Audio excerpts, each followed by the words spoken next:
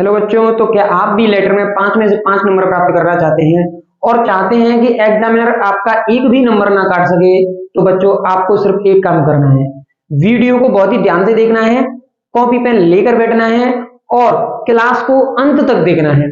अगर आप क्लास के अंत तक बने रहते हैं तो मैं आपसे दावा करता हूं आपके लेटर में 5 में से 5 नंबर आएंगे।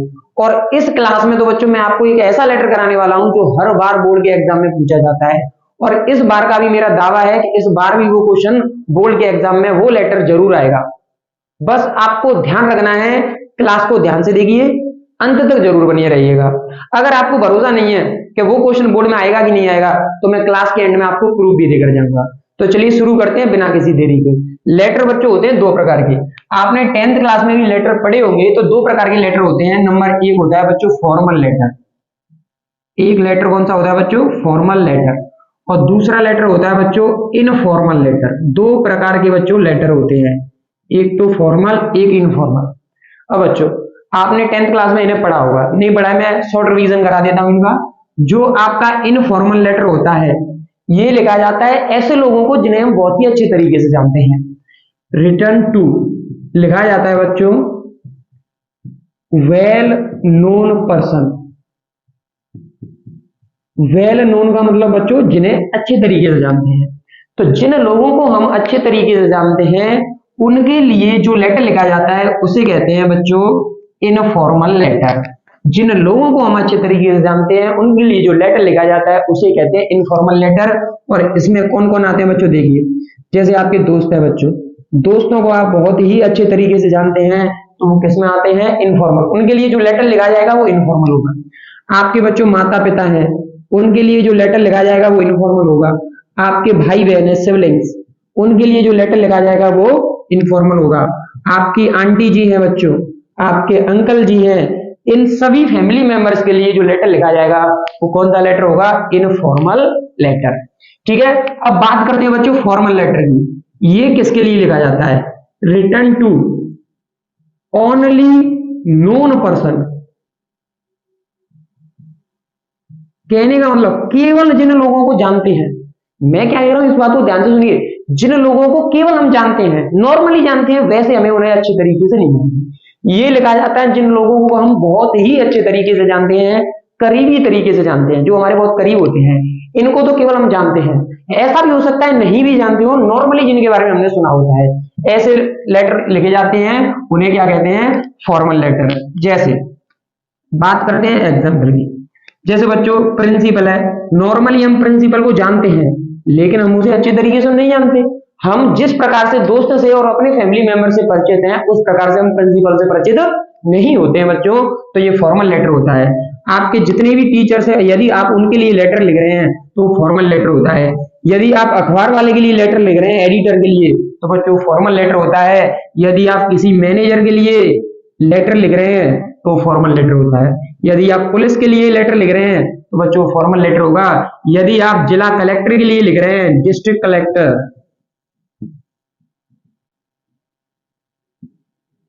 यदि आप डिस्ट्रिक्ट मजिस्ट्रेट कलेक्टर के लिए लेटर लिख रहे हैं तो बच्चों ये लेटर कौन से होंगे? Formal letter. ये तो बच्चों रही अब तक की बात, जो है पुरानी बात, 10th क्लास की बात है बच्चों। लेटर दो प्रकार के होते हैं, फॉर्मल और इनफॉर्मल। ये तो रही पुरानी बात। अब आ चुके हैं हम 12th क्लास में। अब यहां से आगे की बात शुरू करते हैं कि आपका ये जो लेटर है फॉर्मल लेटर, लेटर का नाम क्या है बच्चों? Formal letter. ये जो लेटर है अब आपको इसी को बहुत ही ध्यान से पढ़ना है, इसको छोड़ दीजिए बच्चों। आप कौन सा लेटर है? Formal letter. तो ये जो फॉर्मल लेटर है बच्चों ये है आपके सिलेबस में 3 टाइप का। कितने टाइप का? 3 टाइप का, जिनमें से पहला टाइप है जॉब लेटर। पहला टाइप कौन सा है? Job letter. दूसरा टाइप है एडिटर लेटर। दूसरा टाइप है बच्चों एडिटर लेटर। और तीसरा टाइप है बिजनेस या ऑफिशियल लेटर। ये बच्चों 3 प्रकार के आपके में फॉर्मल लेटर है। सबसे पहला लेटर हम पढ़ने वाले हैं बच्चों जॉब लेटर। और बच्चों मैं आपको आपकी जानकारी के लिए बता देता हूं, यही एक वो लेटर है जो हर बार बोर्ड के एग्जाम में पूछा जाता है, हर बार, हर साल। और इस साल भी इसकी मैं पूरी गारंटी दे रहा हूं, मैं पूरी संभावना है इसकी कि इस साल भी ये बोर्ड के एग्जाम में आएगा। अगर आपको मुझ पर भरोसा नहीं हो रहा तो मैं आपको बता देता हूं, क्लास के एंड में मैं आपको प्रूफ देकर जाऊंगा, तब देख लेना तुम क्या सर सही कह रहे थे या गलत कह रहे थे। बस क्लास के अंदर तो बने रहिएगा। इस लेटर को पढ़ेंगे हम जॉब लेटर। सबसे पहले जॉब लेटर हर बार बोर्ड के एग्जाम में आता है बच्चों। अब सबसे पहले इसका मीन समझ लेते हैं कि जॉब लेटर किसे कहते हैं। सबसे पहले इसके मैं अदर नेम लिख देता हूं बच्चों। सबसे पहले हम इसी को पढ़ने वाले हैं। जॉब लेटर कह लो बच्चों इसे, चाहे आप इसे जॉब एप्लीकेशन कह लो, चाहे आप इसे क्या कह लो, जॉब एप्लीकेशन। बच्चों बात एक ही है। चाहे आप इसे कह लो application for job, application for job. आप बच्चों इन तीनों नामों में से कुछ भी नाम कह लो, उसका मतलब एक ही है। मतलब क्या है उसका, जॉब लेटर। चाहे आप कह लो जॉब लेटर, चाहे आप कह लो जॉब एप्लीकेशन, चाहे कह लो आप एप्लीकेशन फॉर जॉब, इन तीनों चीजों का मतलब क्या है, जॉब लेटर। ठीक है बच्चों, सबसे पहले हम इसी लेटर को शुरू करने वाले हैं। परिभाषा के तौर पे देखते हैं जॉब लेटर क्या होता है। एक ऐसा लेटर जो किस पर्पज से लिखा जाता है, किस मकसद से लिखा जाता है बच्चों, नौकरी प्राप्त करने के मकसद से। किस मकसद से लिखा जाता है, इसका उद्देश्य क्या होता है जॉब लेटर का, जॉब लेटर को लेने का बच्चों, तो वो होता है बच्चों नौकरी प्राप्त करना। तो इसकी यहां पर मैं परिभाषा लिख दे रहा हूं बच्चों ध्यान से। Job letter is the letter वह लेटर होता है बच्चों ये, विच इज रिटन जो लिखा जाता है। किस पर्पज से लिखा जाता है बच्चों, तो for the purpose, for the purpose of getting, getting का मतलब होता है बच्चों प्राप्त करना, getting a job is called job letter. उसे ही क्या कहते हैं बच्चों, आसान भाषा में मैंने आपको समझाने की कोशिश की है। क्या है सीन, क्या है देखिए ध्यान से। जॉब लेटर, नौकरी के लिए जो लेटर लिखा जाएगा, आपको क्या प्राप्त करनी है, नौकरी, जॉब प्राप्त करनी है। तो जॉब प्राप्त करने के लिए जो लेटर लिखा जाता है उसे कहते हैं जॉब लेटर।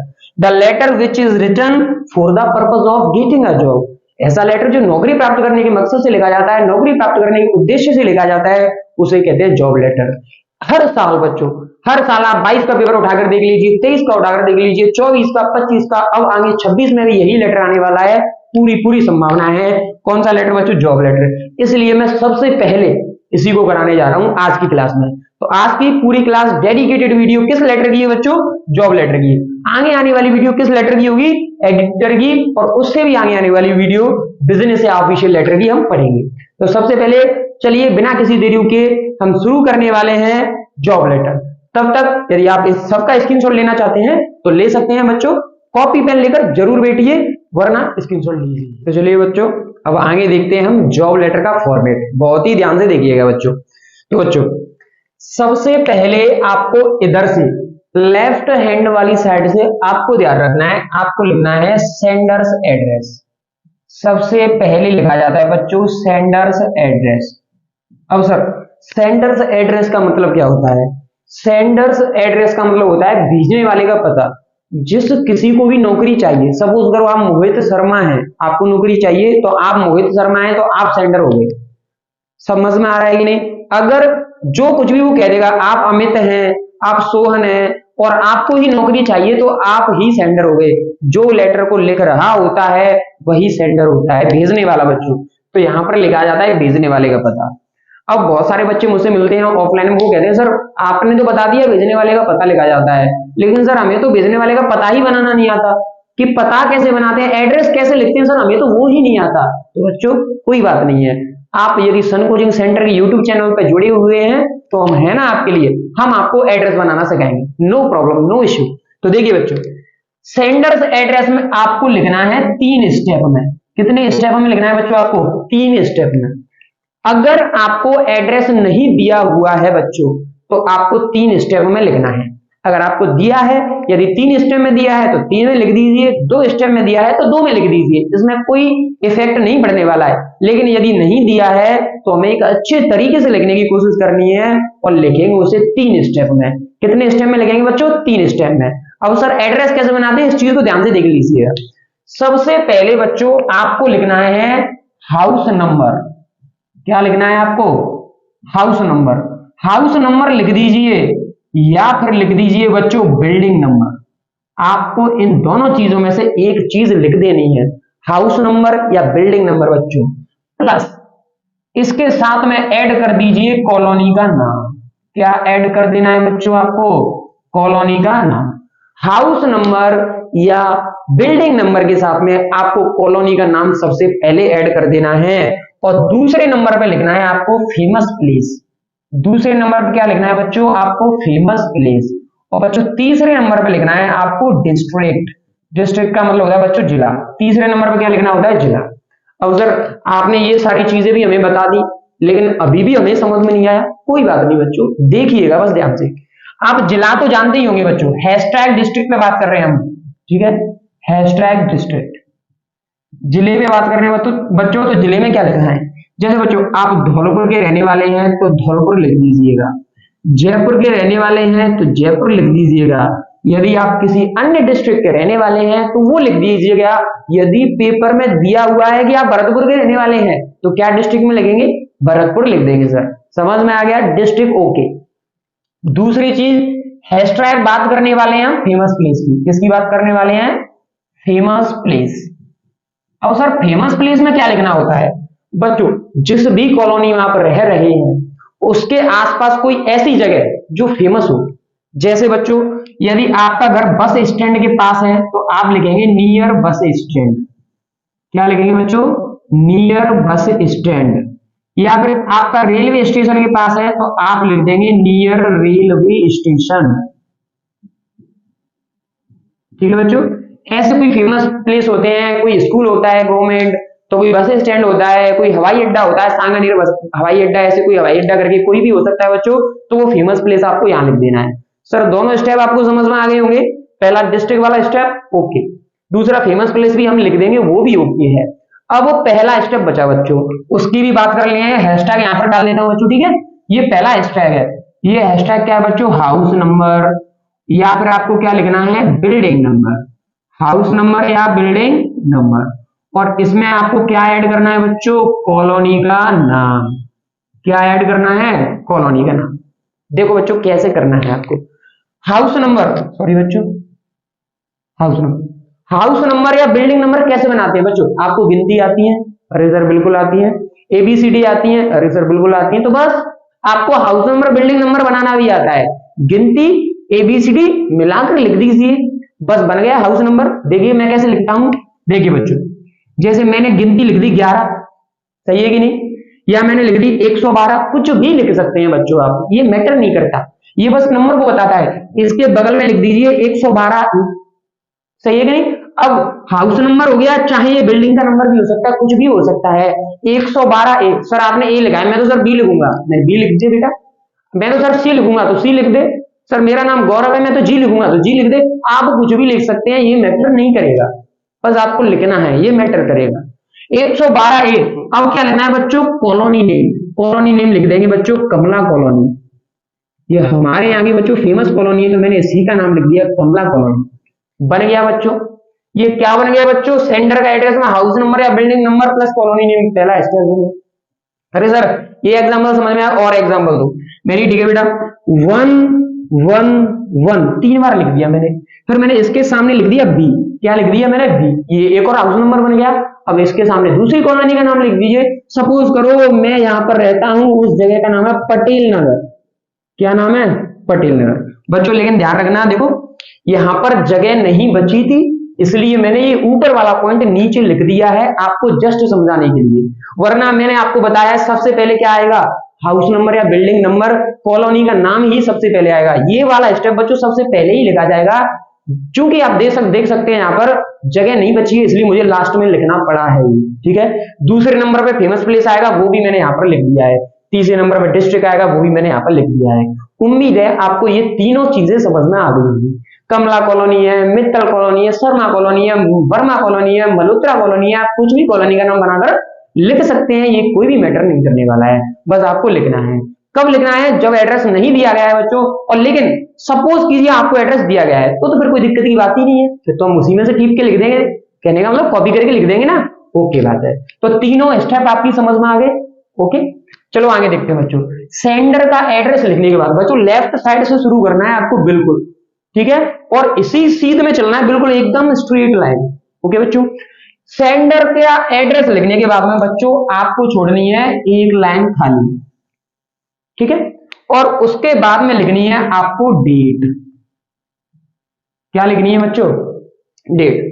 अरे सर अब डेट को लिखना भी सिखाता हूं मैं, बहुत सारे बच्चे डेट गलत लिखाते हैं, उसका भी एक तरीका होता है, वैलिड तरीका जो लेटर में लिखना चाहिए आपको, फॉर्मल लेटर में खासकर कैसे लिखते हैं। तो रेड मार्कर से देखो बच्चों, मैं हैशटैग डेट करके समझा रहा हूं। हैशटैग डेट, इसका मतलब है आपको बच्चों, आपको डेट कैसे लिखनी है, ठीक है। इसका मतलब क्या है, आपको हाउस नंबर, बिल्डिंग नंबर कैसे लिखना है, इसका नंबर है डिस्ट्रिक्ट कैसे लिखना है, इसका नंबर है फेमस प्लेस कैसे लिखना है, और इसका नंबर क्या है, आपको डेट कैसे लिखनी है।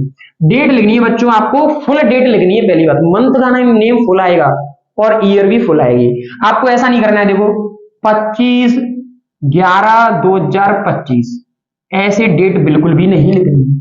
आपको कैसे डेट लिखनी है, ऐसे लिखेंगे सर, 25 नवंबर 2025, ये वाली डेट सही है, ठीक है बच्चों। 25। एक और चीज है, आप इसको 25th बोलते हैं तो 25th TH और लगा सकते हैं इसमें, तो इसको ऐसे लिख देंगे तो और मजा आ जाएगा बच्चों। 25 नवंबर 2025। आप इन दोनों में से कोई सी भी लिख सकते हैं, नो प्रॉब्लम, लेकिन आप इस वाली डेट को यूज नहीं करेंगे। और एक और बात, जब आप डेट लिखेंगे तो ऐसे डेट नहीं लिखेंगे, डायरेक्ट आपको ऐसे डेट लिखनी है, ऐसे। कैसे डेट लिखनी है, ऐसे।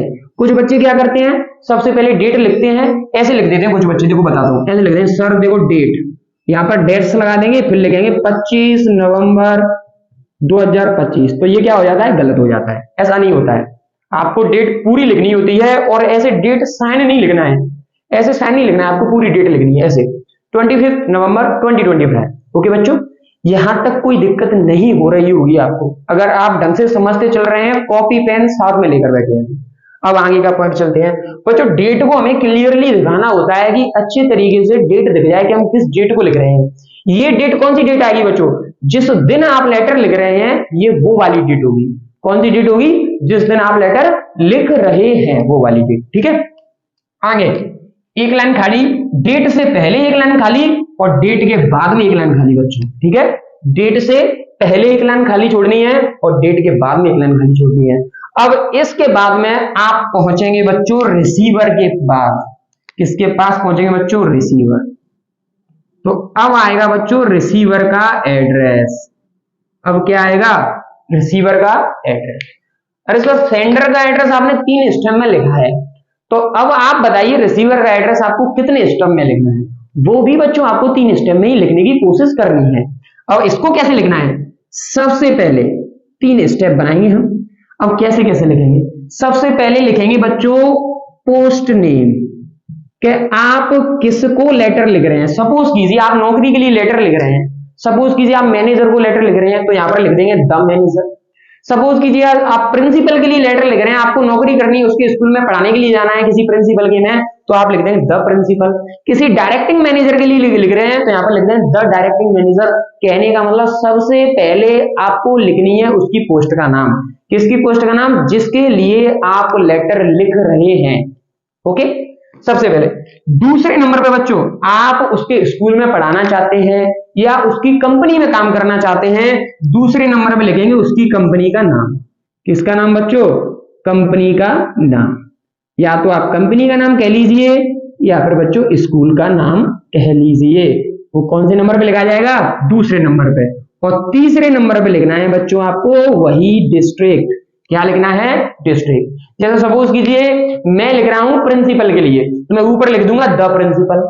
यहां पर मैं लिख दूंगा सीनियर सेकेंडरी स्कूल तसीमो, और यहां पर लिख दूंगा डिस्ट्रिक्ट में धौलपुर। क्या लिख दूंगा बच्चों, हमारे जिले का नाम है धौलपुर, तो मैं डिस्ट्रिक्ट में लिख दूंगा धौलपुर। यहां पर लिख दूंगा मैं प्रिंसिपल के स्कूल में पढ़ाना चाहता हूं, तो उसके स्कूल का नाम लिख दूंगा यहां पर government senior secondary school Tasimo. Okay, और यहां पर लिख दूंगा उसकी पोस्ट का नाम द प्रिंसिपल। तो इस तरीके से आपको रिसीवर का एड्रेस लिख देना है। कोई प्रॉब्लम, नो प्रॉब्लम। ऐसा करने के बाद में बच्चों यहां पर रिसीवर का एड्रेस पूरा हो जाएगा। उसके बाद में आपको एक लाइन खाली छोड़नी है, और उसके बाद में सबसे इंपॉर्टेंट चीज शुरू हो जाती है, और वो है बच्चों सब्जेक्ट। क्या लिखनी है, वो सब्जेक्ट। सब्जेक्ट लिखेंगे, ध्यान रहे बच्चों ये सारी चीजें एक ही सीध में चले, एक ही लाइन। सब्जेक्ट कैसे लिखनी है, सब्जेक्ट बच्चों सब में सेम रहता है। आप लिख रहे हैं बच्चों एप्लीकेशन। क्या लिख रहे हैं, application. Application for the post, आप किसी पोस्ट नौकरी के लिए एप्लीकेशन लिख रहे हैं, और बच्चों उस नौकरी का नाम आ जाएगा यहाँ पर।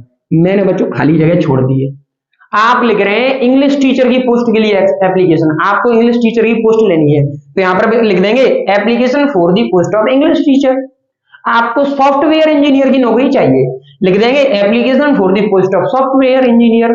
आपको चाहिए एलडीसी की जॉब, किसकी जॉब चाहिए? एलडीसी की, तो लिख देंगे application for the post of LDC. आपको चाहिए क्लर्क की जॉब, लिख देंगे application for the post of clerk. तो बच्चों जो नौकरी का नाम होगा उसको यहाँ पर लिख देंगे। यहाँ पर क्या लिखेंगे? जॉब का नाम, जो आपको नौकरी चाहिए। ओके, ये खाली जगह छोड़ दी है मैंने आपके लिए। सब्जेक्ट के बाद में क्या होता है बच्चों? सब्जेक्ट के बाद में लिखना है आपको डियर सर। क्या लिखना है बच्चों? Dear sir. सब्जेक्ट के बाद में लिखना है डियर सर। और डियर सर लिखने के बाद में बच्चों आपको यहां से लेटर लिखना शुरू करना है। यहां से लेटर लिखना बच्चों आपको शुरू करना है और लिखते जाना है बच्चों, आपको लेटर लिखते जाना है। और आपको इस वाले भाग में बच्चों जिसमें मैं डैश डैश कर रहा हूं, इस वाले भाग को कहते हैं बच्चों मेन बॉडी। इसको क्या कहते हैं? इसको कहते हैं बच्चों मेन बॉडी। और मेन बॉडी वाले हिस्से में आपको लिखनी है कम से कम 10 लाइनें। कितनी लाइनें लिखनी है बच्चों? आपको कम से कम 10 लाइनें लिखनी है। कितनी लाइनें लिखनी है? 10 लाइनें। अब बच्चों आपकी सहूलियत के लिए मैं यहां पर लिख दे रहा हूं, इस वाले हिस्से को क्या कहते हैं? Main body. क्या कहते हैं सर इसके? Main body. और मेन बॉडी में आपको कितनी लाइन लिखनी है? 10 लाइन्स। कितनी लाइन लिखनी है? 10 लाइन्स। ठीक है बच्चों, इस मेन बॉडी वाले पार्ट में आपको ऐसे लिख देना है। अब इस मेन बॉडी वाले पार्ट में क्या लिखेंगे? नो टेंशन, मैं बताऊंगा ना आपको। देखो, इसके बाद में आपको लास्ट में जब आपका खत्म हो जाएगा तो आपको करना है थैंकिंग यू या थैंक यू। आपको क्या लिखना है? Thank you. थैंक यू के बाद में लिखेंगे योर्स फेथफुली। क्या लिखेंगे? Yours faithfully. और यहां पर लिख देंगे अपना नेम। यहां पर क्या लिख देंगे? नेम। ये होता है बच्चों आपका फॉर्मेट कंप्लीट। देखिए, सेंडर का एड्रेस, डेट खाली जगह, रिसीवर एड्रेस खाली जगह, सब्जेक्ट डियर सर, ये 10 लाइनें यहां पर लिखनी पड़ेंगी। वो लाइनें कौन सी होंगी, कैसे शुरू करना है सर, कैसे एंड करना है, इन सारी चीजों को भी हमें प्लीज बताइए। तो इन चीजों को मैं बताने वाला हूं, नो टेंशन। यदि आप सन कोचिंग सेंटर पर आ गए हैं तो निराश होकर नहीं जाएंगे, ये मेरी गारंटी है। नो प्रॉब्लम, मैं सारी चीजों को ऐसी चीजें आपको दे दूंगा कि बस आपको लिख कर ही आना है। फिक्स फॉर्मेट बच्चों उसे कहते हैं हम, बस आप उसे ही लिख देना। आपके 5 में से 5 नंबर पक्के, ठीक है, मैं गारंटी देता हूँ। थैंक यू लिखने के बाद में yours faithfully, yours sincerely, yours truly, आप कोई सा भी वर्ड यूज कर सकते हैं, नो प्रॉब्लम। फेथफुली ज्यादा फॉर्मल लैंग्वेज में सूटेबल रहता है। यहाँ पर लिख देना है आपका नाम, जिसे नौकरी चाहिए, आपको नौकरी चाहिए तो आपको अपना नाम लिख देना है। और इसके नीचे बच्चों, इसके नीचे लिखेंगे हम इनक्लोज्ड रेज्यूमे। क्या लिखेंगे? Enclosed resume. अरे सर ये नया वर्ड क्या आ गया? एनक्लोज्ड रेज्यूमे, ये नया वर्ड क्या आ गया बच्चों? तो इस नए वर्ड के बारे में हम अगली लाइन में डिस्कस करने वाले हैं, नो प्रॉब्लम। तब तक ये सारी चीजें आपकी समझ में आ गई, लिखते चलिएगा साथ ही साथ। अब ये जो बीच वाला मेन बॉडी वाला हिस्सा है, कौन सा हिस्सा है? मेन बॉडी वाला हिस्सा, इस पर डिस्कशन करेंगे। पहली बात कौन से हिस्से पे डिस्कशन करेंगे? मेन बॉडी वाले हिस्से पे। और फिर डिस्कशन करेंगे इस वाले पॉइंट पे, जिसका नाम क्या है? Enclosed resume. क्या नाम है इसका? एनक्लोज्ड रेज्यूमे बच्चों। ओके, तो जब तक यदि आप इसका स्क्रीनशॉट लेना चाहते हैं तो ले सकते हैं। अगली स्लाइड में हम इन दोनों पॉइंट पे बात करने वाले हैं। आपका जॉब लेटर पेपर में 2 पेजेस का आता है बच्चों, 2 पेज लिखने होते हैं और अभी हम 2 पेज लिख देंगे, नो प्रॉब्लम। यहां तक समझ में आ गया होगा। तो बच्चों चलिए देखते हैं। मेन बॉडी वाले हिस्से में मैंने आपको बताया था आपको 10 लाइन लिखनी है कम से कम। अब मुझे कुछ बच्चे मिलते हैं ऑफलाइन में, कहते हैं सर आपने ये तो डेड एड्रेस करके लिखा दिया, हम क्या पेपर में डेड एड्रेस करके ही लिखाएंगे?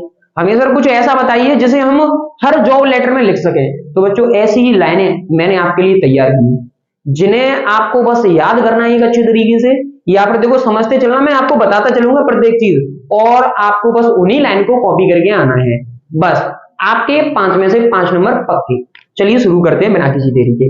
तो बच्चों हमने स्टार्टिंग की मेन बॉडी। मेन बॉडी में हमें लिखनी थी सर 10 लाइनें। कितनी लाइनें लिखनी थी बच्चों? 10 लाइनें। तो बच्चों ये मेन बॉडी वाला हिस्सा है, इसके 3 पार्ट हैं। कितने पार्ट हैं अकॉर्डिंग टू मी बच्चों, मेरे अनुसार सारी चीजों को देखते चलना। 3 पार्ट है इसके। पहला पार्ट है बच्चों स्टार्टिंग। पहला हिस्सा कौन सा है, स्टार्टिंग वाला हिस्सा। स्टार्टिंग वाले हिस्से का मतलब क्या होता है कि आपको लेटर कैसे शुरू करना है, ये वाला हिस्सा होता है स्टार्टिंग पार्ट। और जो लास्ट वाला हिस्सा होता है वो होता है एंडिंग पार्ट, एंडिंग। ठीक है, एंडिंग का मतलब आपको लेटर खत्म कैसे करना है, शुरू कैसे करना है, खत्म कैसे करना है। और बीच वाला पार्ट होता है मिडिल पार्ट, बीच में आपको क्या लिखना है। तो बच्चों ध्यान दीजिएगा, यदि आप में से कोई भी अपनी कलाकारी दिखाना चाहता है तो उसके लिए खुला अवसर है, अपनी कलाकारी सिर्फ और सिर्फ मिडिल पार्ट में ही दिखाए। आपको अपनी कलाकारी कहां पर दिखानी है, मिडिल पार्ट में। आप में से कुछ छात्र ऐसे होंगे, सर हमें अपना भी ऐड करना है, हमें कुछ चीजें बनाकर भी लिखनी होती है। सारी चीजें, जो ऐसे छात्र हैं जिन्हें कुछ बनाकर लिखना है वो कौन से भाग में लिखिएगा, मिडिल पार्ट में। आपको स्टार्टिंग वाला पार्ट मैं बता रहा हूं कि आपको स्टार्ट कैसे करना है, एंडिंग वाला पार्ट मैं बताऊंगा कि आपको एंड कैसे करना है। इन दोनों चीजों को बहुत ही ध्यान से आपको याद रखना है और समझना भी है। और उसके बाद में आपको ये मिडिल वाला पार्ट है उसको भी हम समझाएंगे और इसमें आप अपनी कलाकारी दिखा सकते हैं। यदि आप में से कोई छात्र कलाकारी नहीं दिखाना चाहता तो बच्चों बस हम पर भरोसा करिए और आपके लिए सब कुछ तैयार करके लाएंगे। तो चलिए शुरू करते हैं, मैं आपको समझाता चलता हूं। सबसे पहले बात करते हैं स्टार्टिंग वाले पार्ट की। सबसे पहले बात करते हैं स्टार्टिंग की। सबसे पहले किसकी बात करते हैं, स्टार्टिंग की, कि आपको लेटर शुरू कैसे करना है, आपको ये जॉब लेटर शुरू कैसे करना है। तो बच्चों सीन क्या होता है, किसी एडवर्टाइजमेंट में या फिर किसी के अखबार के माध्यम से हमें कोई सूचना मिलती है कि सर इस स्कूल में या इस कंपनी में ये वाली नौकरी निकली हुई है, और यदि हम उन नौकरियों को ज्वाइन करना चाहते हैं तो जॉब लेटर लिखें। सही बात है कि नहीं, ये सारी सूचनाएं हमें एडवर्टाइजमेंट से मिलती हैं। किससे मिलती हैं बच्चों, एडवर्टाइजमेंट से। और एडवर्टाइजमेंट का मतलब होता है विज्ञापन बच्चों, ठीक है। एडवर्टाइजमेंट किसमें छापा जाता है, सर न्यूज़पेपर में। किसमें छपता है, न्यूज़पेपर में। बस बच्चों कोई दिक्कत नहीं है, अब आप समझते चलोगे। इतनी चीज समझ गए, ओके। तो हम जितनी भी बात करने जा रहे हैं, हम जिस नौकरी के बारे में बात करने जा रहे हैं उस नौकरी की सूचना हमें किससे मिली बच्चों, एडवर्टाइजमेंट से। एडवर्टाइजमेंट किसमें छपा बच्चों, न्यूज़पेपर में छपा। तो बस इसी को मुझे इंग्लिश में अच्छे तरीके से लिखना है। कैसे लिखना है बस देखते चलिएगा। स्टार्टिंग कैसे करते हैं बच्चों, आप किस संदर्भ में बात कर रहे हैं, विद रेफरेंस। पहले आप बताइए बच्चों, आप नौकरी लेना चाहते हैं, लेकिन आप जो नौकरी लेना चाहते हैं उस नौकरी के बारे में आपको कहां से पता चला, कि सर हमें एडवर्टाइजमेंट से पता चला। हमें उस नौकरी के बारे में एडवर्टाइजमेंट से पता चला, अखबार में पता चला कि ये वाली नौकरी इस स्कूल में निकली हुई है, इस कंपनी में निकली हुई है। अगर कोई इसे ज्वाइन करना चाहता है इस नौकरी को तो अपना एक लेटर लिख के दे दे, अपनी क्वालिफिकेशन लिख के दे दे और हम उसे अप्रोच कर लेंगे। तो ये चीजें आपको एडवर्टाइजमेंट से मिली। तो हम किस परिप्रेक्ष्य में बात करेंगे, किस संदर्भ में बात करेंगे बच्चों, हम बात करेंगे एडवर्टाइजमेंट के संदर्भ में। तो कैसे करेंगे, विद रेफरेंस। इसका मतलब होता है बच्चों संदर्भ में। इसका मतलब क्या होता है, संदर्भ में। With reference to your advertisement. किसके संदर्भ में बच्चों, आपके सर आपके एडवर्टाइजमेंट के संदर्भ में। ठीक है, मैं किससे कह रहा हूं, ये वाली बात मैं किससे कह रहा हूं, जिसने एडवर्टाइजमेंट निकाला है, जिस कंपनी वाले व्यक्ति ने एडवर्टाइजमेंट निकाला है, मैं उसी को तो लेटर लिखूंगा। बोलो सही बात है कि गलत बात है, बिल्कुल सही बात है। मैं उसी को लेटर लिखूंगा तो मैं उससे क्या कहूंगा, अरे सर आपने जो एडवर्टाइजमेंट लिखा था मैं उसी एडवर्टाइजमेंट के संदर्भ में बात कर रहा हूं। तो कैसे लिखेंगे, संदर्भ में with reference to your advertisement. अरे सर आप मुझे ये बताइए अब कि ये एडवर्टाइजमेंट किसमें पब्लिश किया जाता है, सर न्यूज़पेपर में। किसमें, न्यूज़पेपर में। अरे बच्चों बस फिर क्या है, तो बस वही लिख रहा हूं मैं, published in the newspaper, published in the newspaper. अब बच्चों न्यूज़पेपर में पब्लिश किया जाता है, लेकिन आप बताइए उस न्यूज़पेपर का कुछ ना कुछ नाम तो होता है ना, तो उसको लिख देंगे यहां पर। यहां पर क्या लिख देंगे बच्चों, न्यूज़पेपर का नाम। यहां पर लिख देंगे नेम, न्यूज़पेपर नेम। ये खाली जगह बच्चों, ठीक है। यहां पर किसका नाम लिख दिया जाएगा, न्यूज़पेपर का नाम। कि सर इस न्यूज़पेपर में ये जो अखबार है, कौन सा अखबार है, सपोज करो दैनिक भास्कर। कि सर आपके एडवर्टाइजमेंट के संदर्भ में जो पब्लिश हुआ था, किसमें पब्लिश हुआ था? न्यूज़पेपर में, दैनिक भास्कर। उस न्यूज़पेपर का नाम क्या है? दैनिक भास्कर। अब सर आपको यह बताना भी होगा कि वो अखबार कब छपा था, तो इस चीज को हम लिख देंगे dated on, dated on, dated on, और यहां पर लिख देंगे बच्चों डेट, कि इस तारीख को छपा था। अब वो छपा क्यों था बच्चों? किसी ना किसी नौकरी के लिए छपा था ना, नौकरी के लिए तो हम लिख रहे हैं सारी चीजें। ये जॉब लेटर किसके लिए है? इतनी सारी चीजें किसके लिए? नौकरी के लिए। आप पढ़ रहे हैं बच्चों किसके लिए? अरे सर नौकरी के लिए, बस तो बस वही लिखना है इसको, फॉर दी पोस्ट, नौकरी के लिए। अरे सर नौकरी किस चीज की, उस चीज को भी तो लिखो बच्चों, फॉर दी पोस्ट ऑफ, यहां पर लिख देंगे नौकरी का नाम। ये खाली जगह ये कौन सी है? Post name. यहां पर क्या आ जाएगा? Post name. यहां पर आ जाएगा बच्चों नौकरी का नाम। सपोज कीजिए बच्चों, मान लीजिए आपने दैनिक भास्कर में एक एडवर्टाइजमेंट पढ़ा, और वो एडवर्टाइजमेंट निकला था बच्चों 15 नवंबर को। कितने नवंबर को? 15 नवंबर को। और किस नौकरी के लिए निकला था बच्चों?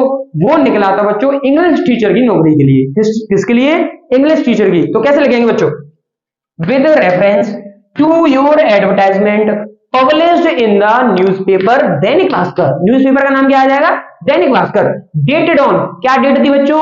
15 November 2025, 15 November 2025, for the post of, और यहां पर क्या लिख देंगे बच्चों? पोस्ट का नाम, वो क्या है? English teacher. क्या नाम है बच्चों? English teacher. यहां पर वही पोस्ट का नाम आएगा जो आपने सब्जेक्ट में लिखी है। किसमें लिखी है? सब्जेक्ट में। ओके बच्चों, फॉर दी पोस्ट ऑफ, यहां पर पोस्ट का नाम लिख देंगे। ठीक है। अब इसके बाद में बच्चों हम कहेंगे उससे, सर आपने जो नौकरी निकाली है उन नौकरियों के लिए हम अपनी उम्मीदवारी प्रस्तुत करना चाहते हैं। कहने का मतलब हम इस चीज के लायक समझते हैं खुद को, हम उम्मीदवार बन सकते हैं उस नौकरी के, हम उस पद को ग्रहण कर सकते हैं, उस पोस्ट को जिसको आपने निकाला है, एडवर्टाइजमेंट में छापा है। तो उसके लिए क्या सेंटेंस लिखते हैं बच्चों? आई वॉन्ट, मैं चाहता हूं, टू ऑफर, ऑफर करना चाहता हूं सर, क्या ऑफर करना चाहता हूं? माई कैंडिडेचर, मैं कैंडिडेट बन सकता हूं इस नौकरी का एक, मैं इस नौकरी का एक कैंडिडेट हूं, तो मैं अपनी उम्मीदवारी ऑफर करना चाहता हूं। ऑफर का मतलब सर देना। तो I want to offer my candidature for, किसके लिए उम्मीदवारी प्रस्तुत करना चाहते हैं? फॉर द पोस्ट, उसी नौकरी के लिए सर। किस नौकरी के लिए? जो नौकरी एडवर्टाइजमेंट में निकली हुई थी, मैं उस नौकरी के लिए अपनी उम्मीदवारी प्रस्तुत करना चाहता हूं। इस तरीके से बच्चों ये आप एडवर्टाइजमेंट नहीं सर, जॉब लेटर आप इस तरीके से शुरू करेंगे। 3 लाइन, शुरुआत की 3 लाइन। बच्चों मैंने आपसे क्या कहा था कि मेन बॉडी में आपको 10 लाइन लिखनी है, और वो 10 लाइन भी मैं ही लिख के दे रहा हूं आपको, नो टेंशन रहिए। आपको प्रत्येक चीज में लिखना है। ये आपको शुरू कैसे करना है? बस ऐसे शुरू करना है sir, with reference to your advertisement published. अब सर इसको याद कैसे करेंगे? अरे बहुत सिंपल, देखो बच्चों किसके संदर्भ में बात कर रहे हैं? विद रेफरेंस, किसके संदर्भ में? अरे सर एडवर्टाइजमेंट के संदर्भ में। तो लाइन बन गई with reference to your advertisement. अरे सर एडवर्टाइजमेंट किसमें निकलता है? न्यूज़पेपर में, तो published in the newspaper. Newspaper का क्या लिख देंगे? नाम। अरे सर अखबार में निकला क्यों है ये बताइए, आप क्यों लिख रहे हैं उसको? अरे सर नौकरी के लिए, तो बस लिख देंगे ना। पहली बात इस चीज को लिख देंगे, अखबार का कब छपा था, डेटेड ऑन, उसके बाद में लिखेंगे किसके लिए? नौकरी के लिए, फॉर दी पोस्ट ऑफ, यहां पर नौकरी का नाम लिख देंगे। अब आप करना क्या चाहते हैं? हम अपनी उम्मीदवारी प्रस्तुत करना चाहते हैं। मैं लिख रहा हूं तो मैं अपनी उम्मीदवारी प्रस्तुत करूंगा ना। I want to offer my candidature for the post, मैं उस नौकरी के लिए अपनी उम्मीदवारी प्रस्तुत करना चाहता हूं। ऐसे तो आपको लेटर की करनी है शुरुआत। ओके बच्चों, होप यू विल अंडरस्टैंड। आपकी समझ में भी आ रहा होगा अच्छे तरीके से।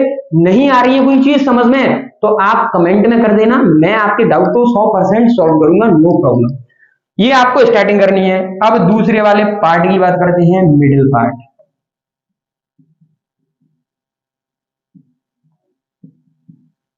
बच्चों मिडिल पार्ट में क्या सीन रहेगा?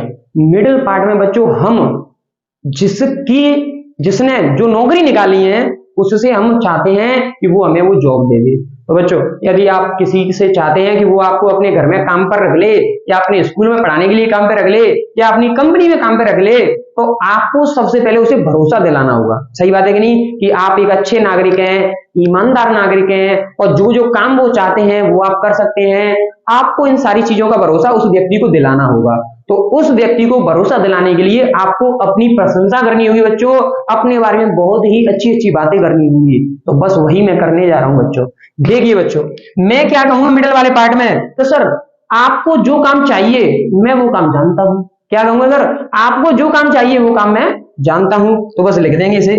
और आपको अगर टीचिंग का काम चाहिए तो सर मैं वो भी जानता हूं। आपको कंपनी में कोई काम चाहिए, कंपनी में सॉफ्टवेयर का काम करना है सर मैं वो भी जानता हूं। तो ये लाइन ऐसी लाइन है बच्चों जो हर में कॉमन चलेंगी, चाहे टॉपिक कोई सा भी हो।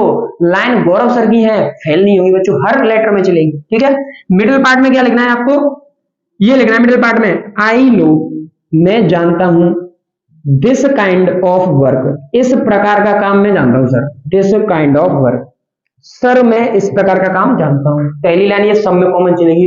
दूसरी बात सर, जो आपको क्वालिफिकेशन चाहिए, जो आपको क्वालिफिकेशन चाहिए, जो आपको एक्सपीरियंस चाहिए, वो सारी चीजें मेरे पास है।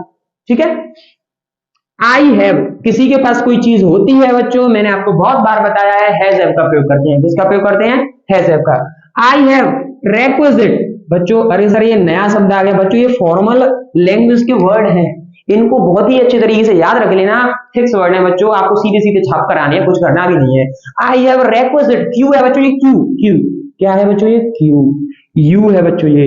रेक्विजिट का मतलब होता है बच्चों आवश्यक, क्या होता है हिंदी में, आवश्यक। मेरे पास आवश्यक, आवश्यक का मतलब जिनकी आवश्यकता है बच्चों, मेरे पास आवश्यक क्या है, क्वालिफिकेशन है सर। आपको जिन चीजों की आवश्यकता है, जिन चीजों की जरूरत है, वो सारी क्वालिफिकेशन मेरे साथ में है, मेरे पास है। एंड और क्वालिफिकेशन के साथ साथ में सर मेरे पास एक और चीज है, वो क्या है सर, एक्सपीरियंस, मेरे पास में एक्सपीरियंस भी है। क्या है सर, एक्सपीरियंस। ऐसे लिख देंगे हम दूसरी लाइन। अब सर और हमें अच्छी अच्छी बातें लिखनी है अपने बारे में, ताकि सामने वाले को हम पर भरोसा हो जाए बच्चों। और अगर उसे हम पर भरोसा हो गया तो वो हमें नौकरी दे देगा, और नौकरी तो हम लेना चाहते हैं। सही बात है कि नहीं, बिल्कुल सही बात है। आगे देखो, I have requisite qualification and experience, फिर मैं सर उससे क्या कहूंगा, मैं कहूंगा उससे, अगर सर तुमने मुझे मौका दे दिया तो मैं अपना बेस्ट करूंगा। मैं उससे कहूंगा, अगर सर वो हमसे ये पूछना चाहेगा, सर हमारी कंपनी को ज्वाइन क्यों करना चाहते हैं और दूसरी कंपनी ज्वाइन कर लो, सर मैं आपकी कंपनी को इसलिए ज्वाइन करना चाहता हूं कि मैं अपनी क्षमताओं का सही उपयोग करना चाहता हूं, मैं चाहता हूं कि मेरी क्षमताओं का सही उपयोग हो। ठीक है, ये ऐसी लाइन है बच्चों आपको बना बनाकर लिख देनी है, नो प्रॉब्लम। और आपके लिए इतनी कॉमन लाइन में बनाकर लिख रहा हूं, आपको कोई टेंशन नहीं लेनी, बस इसको अच्छी तरीके से क्लियर कर लेना है, याद कर लेना इसको अच्छी तरीके से। आपको क्या करना है, I have requisite qualification and experience, I want, मैं क्या चाहता हूं sir, I want to join, sir मैं ज्वाइन करना चाहता हूं, किसे ज्वाइन करना चाहता हूं, योर कंपनी सर, सर मैं आपकी कंपनी को ज्वाइन करना चाहता हूं। क्यों सर, ज्वाइन क्यों करना चाहते हो सर, वो हमसे पूछे सर आप हमारी कंपनी को ज्वाइन क्यों करना चाहते हो, क्यों करना चाहते हैं सर, टू फुली, फुली माने पूरे तरीके से बच्चों, फुली का मतलब पूरे तरीके से, यूटिलाइज, यूटिलाइज का मतलब होता है बच्चों उपयोग करना। मैं अपनी शक्तियों का, अपनी क्षमताओं का सही तरीके से, पूरे तरीके से उपयोग करने के लिए आपकी कंपनी को ज्वाइन करना चाहता हूं। उसको मस्का लगा रहे हैं बच्चों, ठीक है। To fully utilise my potential, क्या लिखेंगे, माई पोटेंशियल, पोटेंशियल का मतलब होता है बच्चों क्षमताएं, कैपेसिटीज, एबिलिटीज। ओके, तो मैं अपनी क्षमताओं का सही तरीके से, पूरे तरीके से, सही तरीके से नहीं, पूरे तरीके से उपयोग करने के लिए मैं आपकी कंपनी को ज्वाइन करना चाहता हूं। उसको और मस्का लगाते हैं ताकि हमें नौकरी दे दे बच्चों, नौकरी तो चाहिए हमें। If I am given a chance, मैं कहूंगा सर अगर मुझे मौका मिल गया तो धरती आसमान एक कर दूंगा। If I am given a chance, मजाक कर रहा था बच्चों, just assume. If I am given a chance, मैं कहूंगा यदि सर मुझे चांस दिया गया। आई एज्योर, मैं भरोसा दिलाता हूं सर, किसे, आपको। ये सारी बातें मैं किससे कह रहा हूं, जिसने एडवर्टाइजमेंट में नौकरी निकाली थी, उससे कह रहा हूं सर आपकी कंपनी में यदि मुझे मौका मिल गया तो मैं सब कुछ कर दूंगा। If I am given a chance, यदि मुझे चांस मिल गया, आई एज्योर यू, मैं तुम्हें भरोसा दिलाता हूं। किस चीज का भरोसा दिलाता हूं सर, किस चीज का, दैट, कि मैं बेस्ट करूंगा, I will do my best, कि मैं अपना बेस्ट करूंगा, बेस्ट दूंगा, मैं प्रत्येक काम में अपना सर्वश्रेष्ठ करने की कोशिश करूंगा, वो भी सर पूरे समर्पण के साथ में और पूरे ईमानदारी के साथ में। तो लिख देंगे यहां पर बेस्ट विद, फुल माने बच्चों पूर्ण, डिवोशन, डिवोशन का मतलब होता है बच्चों समर्पण, पूरे समर्पण के साथ में काम करूंगा सर। एंड ऑनेस्टी, ऑनेस्टी का मतलब होता है सर पूरी ईमानदारी के साथ में काम करूंगा, यदि मुझे मौका मिला तो सर मैं पूरी ईमानदारी के साथ में काम करूंगा। ऐसे करके बच्चों आपको मिडिल पार्ट कवर अप करना है। और नंबर तीसरा वाला हिस्सा कौन सा है बच्चों, एंडिंग वाला पार्ट। कौन सा पार्ट, एंडिंग वाला पार्ट। सारी चीजें मस्का लगाने के बाद में हमने उसे मस्का भी लगा दिया, हमने लेटर शुरू भी कर दिया। अब खत्म करना बच्चों, अंत वाला तो सब वाला। अंत में आपको अच्छी अच्छी लाइनें लिखनी है। वो क्या लिखनी है सर? देखिए हम लिखेंगे sir I am enclosing. Enclosing का मतलब होता है बच्चों लगाना, संलग्न करना। आई एम एनक्लोजिंग, क्या एनक्लोज कर रहे हैं? My resume. मैं यहां पर रेज्यूमे लगा रहा हूं, यहां पर की होती है बच्चों हियर विद। अब हम उससे कहेंगे सर आपको मेरे बारे में और जानकारी प्राप्त करनी है तो मैं अपना बायोडाटा लगा रहा हूं। क्या लगा रहा हूं? बायोडाटा, जिसमें आप देख लेना मुझे एक्सपीरियंस है, मेरी एजुकेशनल क्वालिफिकेशन क्या है, मेरा एड्रेस क्या है, कहां का रहने वाला हूं, मेरा नाम क्या है, सारी चीजें किसमें लिखते हैं बच्चों? रेज्यूमे में। थोड़ी देर पहले मैंने इसके बारे में बात की थी और अभी जस्ट ये खत्म हो जाएगा, फिर हम इसके बारे में बात करेंगे कि मैं इस लेटर को लिखने के बाद में इसके अपना रेज्यूमे भी लगा रहा हूं। रेज्यूमे का मतलब लगाना, लगाने का मतलब इसके पीछे ही मैं संलग्न कर दूंगा इस चीज को। I am enclosing my resume here with. क्यों लगा रहा हूं sir? For your consideration. Sir किस लिए लगा रहा हूं पता है आपको? कंसिडरेशन। आपको ये स्पेलिंग से ज्यों की त्यों याद कर लेनी है बच्चों। यदि आप याद कर लेते हैं तो समझिएगा 5 में से 5 नंबर पक्के। For your consideration. कंसिडरेशन का मतलब होता है बच्चों सोच विचार। क्या होता है? सोच विचार। आपके सोच विचार के लिए मैं यहां पर अपना रेज्यूमे लगा रहा हूं और उम्मीद कर रहा हूं आप मुझे जल्द से जल्द आंसर देंगे। एंड होपिंग सर, और उम्मीद कर रहा हूं फॉर योर क्विक का मतलब बच्चों जल्दी रेस्पॉन्स, और मैं आपके जल्द ही रेस्पॉन्स को उम्मीद कर रहा हूं। बस बच्चों इतना आपको लिख के आना है। 10 लाइन होगी बच्चों, देखो 2-3 इसकी, 2-3 इसकी, 2-3 इसकी, टोटल 10 लाइन हो गई हैं। और 10 लाइन आपको किस में लिखनी है? सर मेन बॉडी में लिखनी है। सबसे पहले आपको ध्यान रखना है कि लेटर की शुरुआत कैसे होनी चाहिए और लेटर का अंत कैसे होना चाहिए। अगर शुरुआत अच्छी है और अंत अच्छा है तो सब कुछ अच्छा ही अच्छा होने वाला है मेरे बच्चों। तो ध्यान रखना, अपनी कलाकारी दिखानी है सर तो मिडिल वाले पार्ट में दिखा देना। यदि आप कुछ अपनी तरफ से ऐड करना चाहते हैं तो इस भाग में ऐड कर देना, वरना आपको कुछ भी ऐड नहीं करना है। अब ये तो मैंने बच्चों 3 हिस्से समझाने के लिए लिखे हैं। अब जो लेटर लिखेंगे आप उसमें ऐसे हेडिंग नहीं लिखेंगे, उसमें तो सीधा यहां से शुरू करेंगे और यहां पर खत्म करेंगे। यहां से शुरू करेंगे, यहां पर खत्म करेंगे। एक लाइन से चलने देना, चलने देना, चलने देना, जब खत्म हो जाए रोक देना। इसके बाद में क्या लिखते हैं?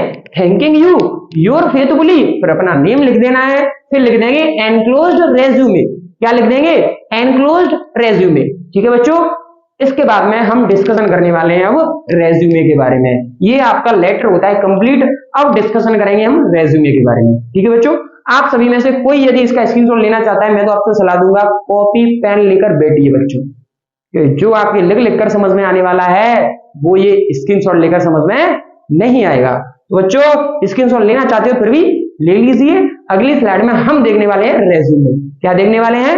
रेज्यूमे। तो बच्चों होता क्या है कि जो हम जॉब चाहते हैं, अब हमने सारी चीजें उसे बता दी, लेकिन अब उसे प्रूफ के तौर पर हम अपना उसे रेज्यूमे भेजते हैं कि हमारे पास कौन कौन सी डिग्री है, हम 10th और 12th में कितनी % बना चुके हैं, कितनी हमारे अंदर एलिजिबिलिटी है, एबिलिटी है। इन सारी चीजों को लिखा जाता है बच्चों रेज्यूमे में। किसमें लिखा जाता है? रेज्यूमे। बच्चों देखो जॉब लेटर आपके लिए बड़ा होने वाला है लेकिन बहुत ही सिंपल होने वाला है। मैंने जो जो बताया है आप उसको याद कर लो। रेज्यूमे बनाना बहुत ही सरल है। देखो मैं बता रहा हूँ, सबसे पहले लिखना है आपको नेम। नेम आएगा यहाँ पर आपका नेम, जो आप जॉब पाना चाहते हैं उसका नेम, सेंडर का नेम, यहाँ पर फिर उसके फादर का नेम, यहाँ पर डेट ऑफ बर्थ। बच्चों डेट ऑफ बर्थ एक अच्छी सी डेट ऑफ बर्थ लिखना। अच्छी सी का मतलब ऐसी डेट ऑफ बर्थ मत लिख देना कि आप नाबालिग बन जाए। आप लिख दें 2005, सपोज 2005, या तुम लिख दें 2010 लिख दें। 2010 के हिसाब से आप 15 साल के हो रहे हैं तो वो एलिजिबल नहीं होंगे, आपको जॉब मिल ही नहीं सकती जब तक आप 18 साल से ऊपर नहीं हो जाए। तो ऐसी मत लिखना, ठीक है। तो यहाँ पर देखिए डेट ऑफ बर्थ भी लिखनी है आपको, वो तो अपने हिसाब से अच्छी सी लिख देना। एड्रेस आपको सेंटर का एड्रेस लिखना है, वही एड्रेस जो आपने लेटर में लिखा था शुरुआत में, वो वाला एड्रेस लिखेंगे यहाँ पर। लैंग्वेज में आपको क्या करना है? हमेशा एक ही चीज लिखनी है लैंग्वेज में, बोथ हिंदी एंड इंग्लिश। आपको दोनों प्रकार की लैंग्वेज आती है तो आप इसमें लिख देंगे बोथ हिंदी एंड इंग्लिश। ठीक है बच्चों, आगे मैरिटल स्टेटस में आपको लिखना है कि आप मैरिड हैं या फिर अनमैरिड। बच्चों सिंगल मत लिख देना, ठीक है। मैरिड और अनमैरिड में से लिखना है, सिंगल मत लिखना है इसमें, ठीक है। नेशनलिटी में हमेशा लिखना है इंडियन। क्या लिखना है? इंडियन। कॉन्टैक्ट नंबर आपको पता है, अपना फोन नंबर लिख देना। ईमेल आईडी आपको बनाना नहीं आता तो मैं सिखा देता हूँ। सबसे पहले लिखना है ABC। कुछ भी लिख दो, अपना नाम लिख दो, ABCD कुछ भी लिख दो, फिर लिख देना 1 2 3, गिनती लिख देना, अपना नाम फिर गिनती, फिर @gmail.com ऐसे लगाना दें ईमेल आईडी। अगर किसी बच्चे को नहीं आती है तो बनाना सीख ले, पहले ABCD लिखो, फिर गिनती लिखो, फिर @gmail.com लिखो।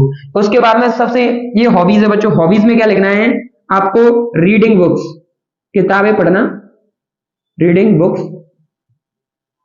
एंड लिसनिंग म्यूजिक, आपको ये हॉबी में लिख देना है।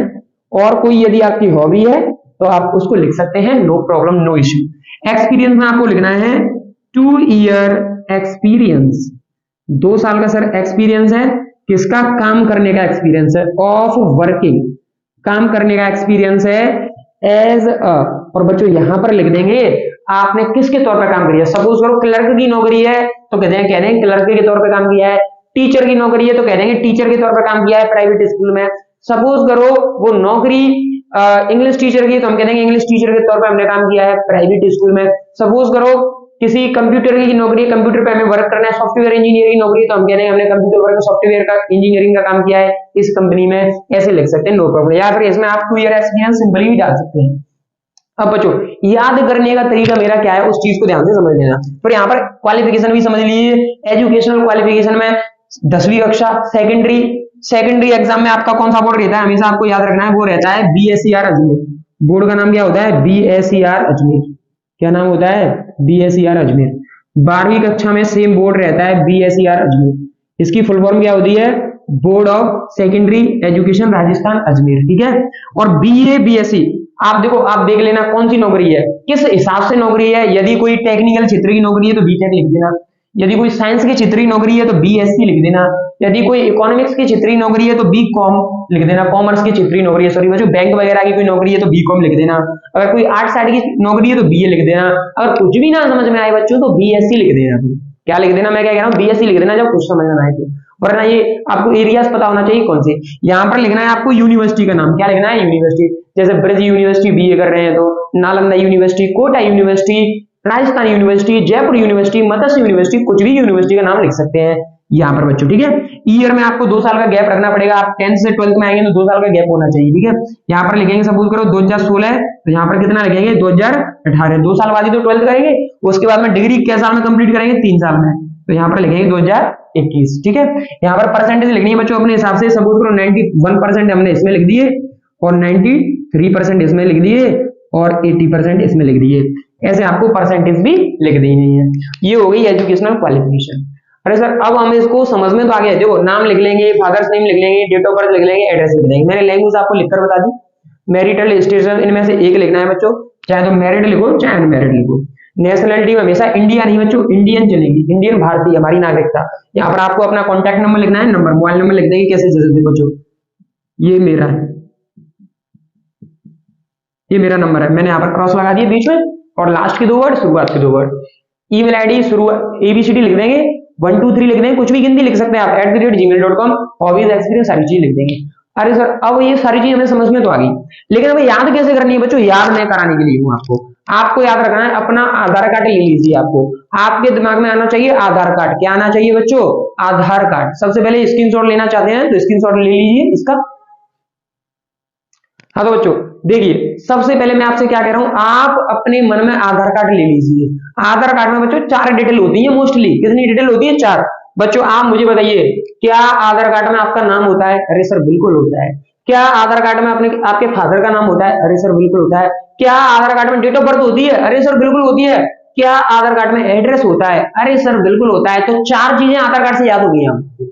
किससे याद हो गई 4 चीजें, आधार कार्ड से, कि पहले name, father's name, date of birth, address, चारों चीजें किसमें लिखी होती है बच्चों, आधार कार्ड में। किसमें लिखी होती है, आधार कार्ड में। तो आधार कार्ड से शुरुआत की चारों चीजों को याद रखेंगे कि name, father's name, date of birth और एड्रेस, चारों चीजें हमें आधार कार्ड में मिल जाती हैं। तो आधार कार्ड से चारों चीजें याद रखेंगे, 4 चीजें याद हो गई, ओके। फिर याद रखेंगे बच्चों आपको ABCD याद रखनी है। देखो LMN, L के बाद में क्या आता है M, और M के बाद में क्या आता है N। आप ऐसे याद रखेंगे L, ये बच्चों M, और ये क्या है N। देखो L से लैंग्वेज, M से मैरिटल स्टेटस और N से नेशनलिटी। आपको 7 पॉइंट याद हो गए। देखो 4 तो आधार कार्ड के और 3 LMN।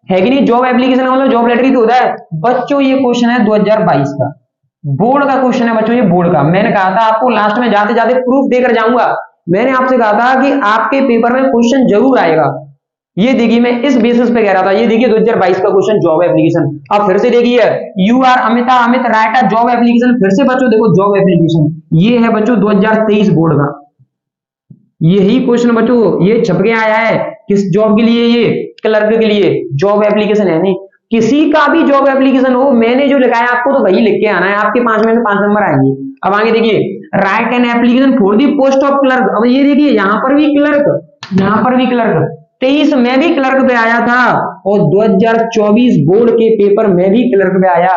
ये सारे के सारे क्वेश्चन प्रीवियस ईयर के क्वेश्चन है। देखिए पोस्ट ऑफ क्लर्क और यहाँ पर लिखा है attach your detail CV. Sir CV का मतलब करिकुलम विटाए, मैंने बताया था ना आपको, करिकुलम विटाए भी यहाँ पर अटैच करना है। कहने का मतलब विद रेज्यूमे आपको लेटर लिखना है बच्चों। ठीक है, ये 2024 में आया। देखिए 2022 में आया है जॉब लेटर, 23 में आया है जॉब लेटर, 24 में भी आया है जॉब लेटर। अब देखिए जस्ट 25 का रिसेंटली आपने एडवर्टाइजमेंट पढ़ा है, किस अखबार में पढ़ा है, दैनिक भास्कर में। एक नौकरी है सर, नौकरी किसकी है सर, मैनेजर की। किसकी है, पोस्ट ऑफ मैनेजर। कहां पर है सर, बाल विकास समिति। बाल विकास समिति कहां पर है, जयपुर में। आपको एक क्या लिखना है सर, जॉब एप्लीकेशन लिखना है फॉर दिस पोस्ट, इस नौकरी के लिए। किसकी नौकरी के लिए, मैनेजर वाली के लिए। किसको लिखना है सर, सेक्रेटरी। ये हो गए सर हमारे रिसीवर, इनको लिखेंगे हम लेटर। बाल विकास समिति के जयपुर के एंड अटैच योर सीवी। और हमें क्या अटैच करना है बच्चों, सीवी अटैच करना है 2025 बोर्ड। मैंने कहा था जाते जाते मैं आपको प्रूफ देकर जाऊंगा। आप देखिए 2022 में जॉब लेटर आया है, 23 में देखिए जॉब लेटर आया है, 24 में देखिए जॉब लेटर आया है, 25 में देखिए जॉब लेटर आया है। तो आप ही बताइए क्या 26 में जॉब लेटर नहीं आएगा। मैं बच्चों जहां तक पूरी संभावना है, मैं आपसे फिर कहता हूं 26 में फिर एक और बार आपको जॉब लेटर देखने को मिलेगा। और जिस तरीके से मैंने आपको पढ़ाया है, किसी भी सब्जेक्ट पे जॉब लेटर आ जाए, आप पूरा का पूरा छाप के आना। आपके 5 में से 5 नंबर पूरे पक्के होंगे। आपको 2 पेजेस में लिखना है जॉब लेटर। पहले पेज में पूरा लेटर लिखेंगे और दूसरे पेज में लिखेंगे बायोडाटा, रेज्यूमे, करिकुलम विटाई। इनमें से कोई एक हेडिंग डालेंगे और पूरा रेज्यूमे ऊपर से लेकर नीचे तक लिख देंगे। उम्मीद है बच्चों इस तरीके से जो हमने पढ़ा है, उम्मीद है आपको बहुत ही अच्छी तरीके से समझ में आ गया होगा। अब मैं ये क्लास अगर आपने शुरू से अंत तक देखी है तो मैं ये उम्मीद कर रहा हूं आपसे कि आपकी सारी चीजें समझ में आ गई होंगी। अगर बाई चांस कोई डाउट रह भी गया है तो कमेंट सेक्शन में जरूर बताइए। और बच्चों जो हम आपके लिए मेहनत कर रहे हैं, यदि आपको हमारी वीडियोस अच्छी लग रही हैं, आपकी मेहनत, हमारी मेहनत और आपकी मेहनत अगर साथ मिल जाए तो फिर तो बच्चों मजे ही मजे हैं। अगर आपको हमारी मेहनत अच्छी लग रही है बच्चों, तो मैं आपसे एक चीज कहना चाहूंगा, प्यारा सा कमेंट जरूर करिएगा, लाइक करिए, वीडियो को शेयर करिए, सब्सक्राइब भी कर लीजिए चैनल को, क्योंकि इसके बाद में एडिटर लेटर है उसकी भी वीडियो जल्द ही आने वाली है। तो बच्चों अगर वीडियो अच्छी लगी है तो कमेंट जरूर करिएगा, क्योंकि बच्चों आपकी जो कमेंट है वो हमें और वीडियोस बनाने के लिए मोटिवेट करती है, प्रेरित करती है। थैंक यू बच्चों।